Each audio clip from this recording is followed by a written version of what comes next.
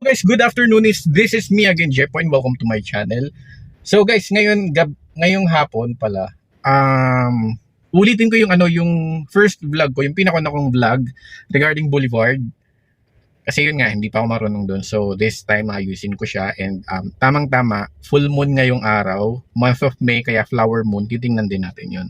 So nandito ako ngayon, Boulevard uli, ayan. So pupunta tayo doon, and then mamayang gabi, same, babalik ulit tayo. Basta, ganun na lang gagawin ko. So, samahan niyo ako guys for this vlog, for this content. Let's go!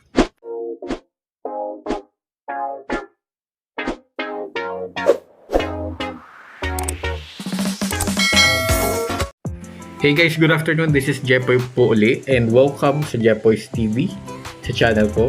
And tulad nga ng sabi ko guys kanina, uulitin ko yung first vlog ko regarding Boulevard, but this time dusk naman tayo pupunta dito. Dusk tayo lilibot ng Boulevard. And tulad ng first vlog ko, galing din muna ako sa sementeryo kasi nagpay a visit ako sa nanay ko kasi birthday niya ngayon. So nagpaano ako ng kandila, and then dumiretso ako ng simbahan para magpapamisa sana, kaso nga lang sarado ng opisina, kaya dumiretso na lang ako dito. At sabi ko, i-vlog ko na lang ulit itong nasa isip ko.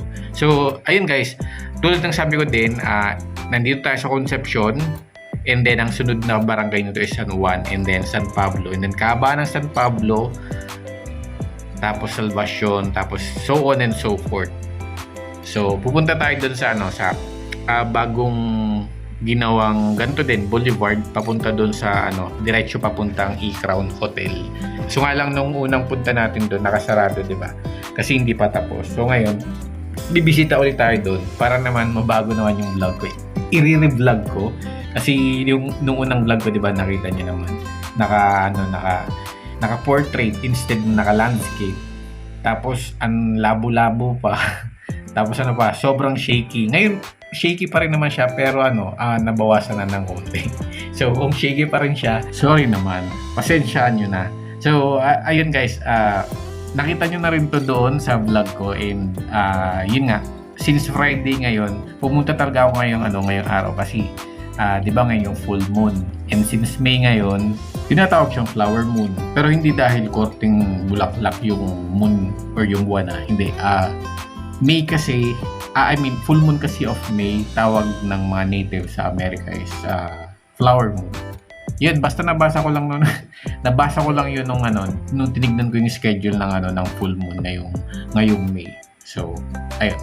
Tapos yun pala guys, mag-move on na nga lang tayo. Ito palang nasa right side ko is Virac Seaport, and then yung dinaanan naman natin ng maraming food establishment, yun yung Salvacion. And dire-diretso pa tayo. Pagkatapos pala nitong pier, ito sa may bandang to, ito naman yung paradahan ng mga van papuntang north ng Catanduanes, like Biga, Bagamanok, Payo, ganyan. Love Jane, ito pala yun. So, diretso pa tayo guys, papunta dun sa extended ng Boulevard. Basta dun, pupunta tayo dun sa pinanggalingan natin dati. So, nasa Santa Cruz na pala tayo. Pero hindi ko sigurado. Basta yan, Santa Cruz, Rawis, yan, dito yan, sa parteng yan. Hindi ko lang alam kung saan magmumula, saan magtatapos. Kasi hindi naman ako taga rito. And doon nga pala guys, kung bago ka pa lang sa channel na to, please naman subscribe, like, share, and panoorin nyo naman yung mga videos ko. Lalo na pag taga Catanduanes kayo, tapos umalis kayo ng Catanduanes, tapos hindi pa kayo nakakabalik. Ayun, panoorin nyo to para makita nyo naman yung improvement ng lugar. Kasi showcase ko dito yung lugar ng Catanduanes. And aside from that, travel niche, meron din akong ginagawa mga DIYs, ganyan. Food vlog, tapos yung daily. Kaso nga lang yung daily, wala masyadong nanonood, pati yung mga DIY. Kaya ako minsan-minsan lang, pati yung food, mas marami talaga yung nanonood sa mga travel niche na to. Kaya, ito yung ginagawa ko. Para na rin sa mga lumayo ng mga Katandunganon, tapos hindi pa nakakabalik dito. Ayan. Makikita niyo yung improvement ng Catanduanes. So ito na pala guys, pangalawang tulay, at dito tayo tumigil nung nakaraan ng pagpunta natin dito kasi meron ng excavator, tama ba? Oo nga, meron ng excavator na nakaharang dito kasi hindi pa to tapos. And since meron ng mga sasakyan ahead of us na dumiretso, so ibig sabihin bukas na to hanggang doon sa E-Crown Hotel. So ngayon guys, titigil ako ng konti dito. Hindi na ako pupunta ng papuntang E-Crown kasi medyo malayo na yun. Access sa gas.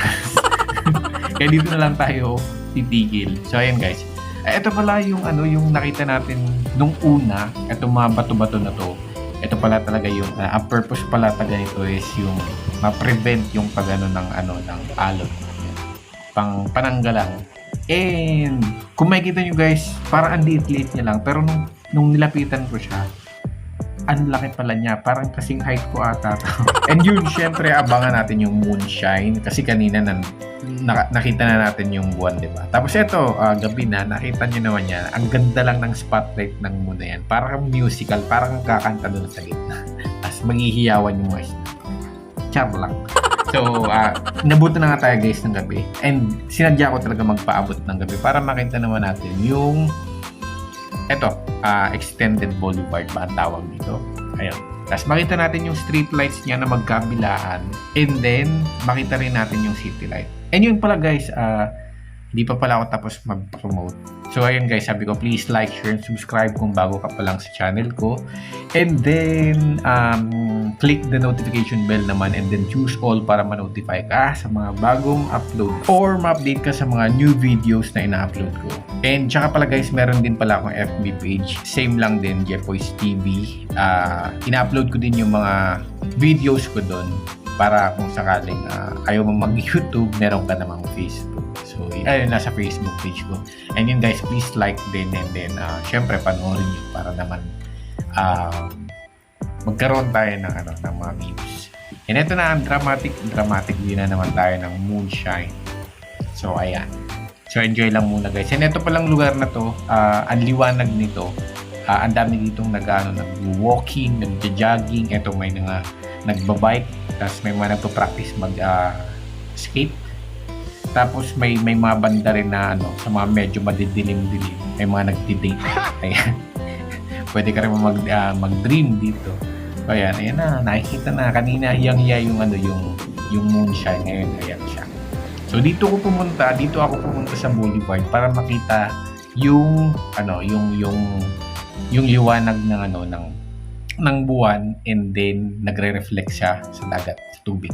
So, yun guys. Pupunta na tayo dun pabalik tayo dun sa Imelda Boulevard. Hindi ko alam kung Imelda Boulevard pa rin to. Basta Boulevard din to. Pabalik tayo dun para makita naman natin yung city lights tsaka yung mga food establishments paggabi. Kasi mas maganda na kinukuha na natin yun ng gabi kasi madaming ilaw, different colors of lights.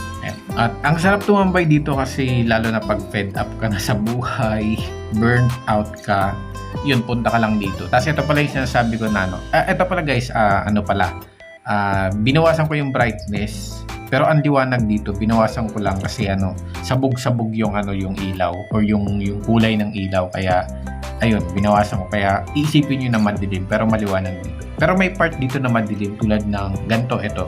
Ay, hindi pala dito, doon pa sa medyo madilim.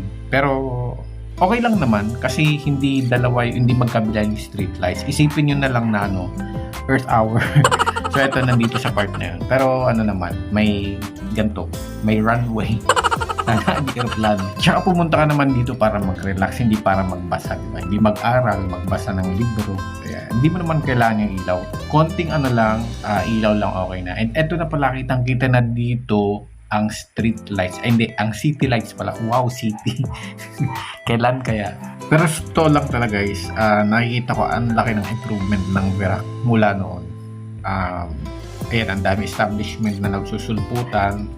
Tapos yung mga daan, sementado. Kahit yung mga nasa liblib ng lugar, pag napadaan ka, sementado na rin. Kaya masyado na siyang accessible. Hindi na siya mahirap daanan. Hindi na malubak. Tapos ito pa, yung mga wide-wide na daan. Tapos kuryente din. Ang laki din ng improvement.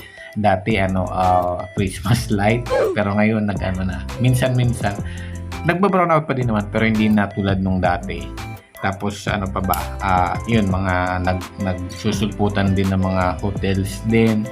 Tapos mga mall or mart, ayan. nagsusulputan. Tapos ito nga, itong dito sa may Boulevard, ang dami-dami establishment na nagsusulputan. So nandito na tayo guys sa Salvacion para mag-abang ulit tayo dito ng ating moonshine. And ito nga pala guys, bumukas na naman uli itong Seabreeze Restaurant, Seabreeze, na nandito din dati sa may pier, dyan mismo.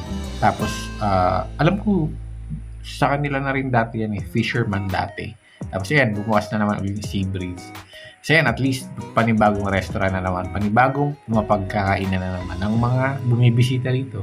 And then guys, enjoy muna kayo guys sa Moonshine and then sa City Lights.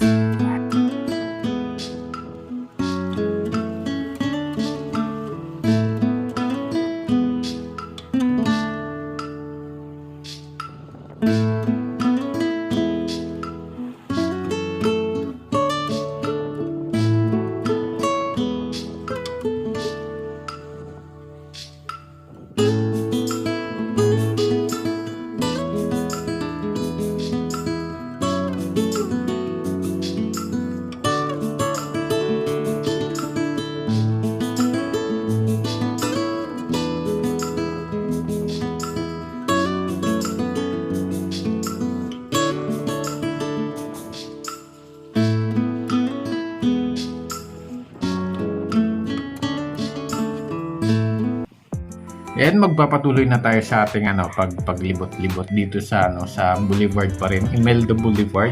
And yun nga pala, gusto ko palang i-shoutout yung mga nanonood sa atin lagi. Pidoy, Henry Travels, Vlog, Peach TV, Lydia Tupig, Metal Joe, Celso Luto TV, Ilio Tayiso, Levi Angeles, Santiago Alcantara, Robert Navera, Gretchen Teves, Elijah Paladan, Harry Borega, tapos meron pa Joseph Tablizo, and then Cole Gina. O ayan, ako na nag-adjust sa pangalan mo para hindi masyadong mahalay pakinggan.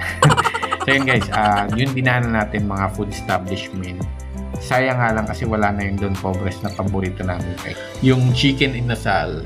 Tapos ito pala, dadaan pa natin yung iba pang food establishments na nandito lang. Itong Appleberry, tapos yung ano ba to? Anyong Samgyupsal ba to? Tapos meron bago dito, Steak and Wings. Ayun, sa gitna lang katabi lang nung Samgyupsal.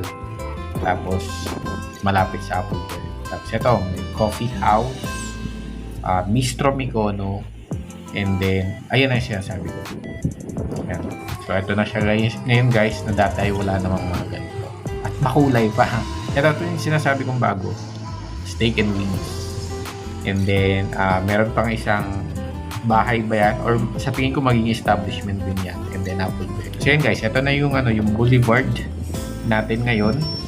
Sa mga taga-Catanduanes or sa mga taga-Virac dyan na napalayo, ito na siya ngayon. Tapos Moonshine ulit tayo. Ayan, reflection ng ng Moonshine. Kasi yun guys, malapit na rin tayo magtapos. And pabalik ulit tayo dun sa kung saan ako nagsimula, dun sa may tulay. Dun din tayo magtatapos syempre. And again guys,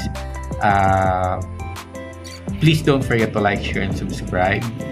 And click on the notification bell para ma-update kayo sa mga bagong videos na i-upload ko. And please follow me also on my FB page, Jepoy's TV. And dito pa pala guys sa may right side ko, Pier 71 o 17. Basta alin man doon, basaan yan, inuman. Kung gusto nyo yung inom-inom dyan kayo. Tapos, ito na yung yung San Juan or San Pablo. And again guys, maraming salamat sa panonood, and panoorin nyo naman yung iba kong videos para madagdagan yung watch hours natin. And ayun, good night guys. Thank you and have a good one. Happy weekend. Umayo kayo magpakarami. Good night. Goodbye.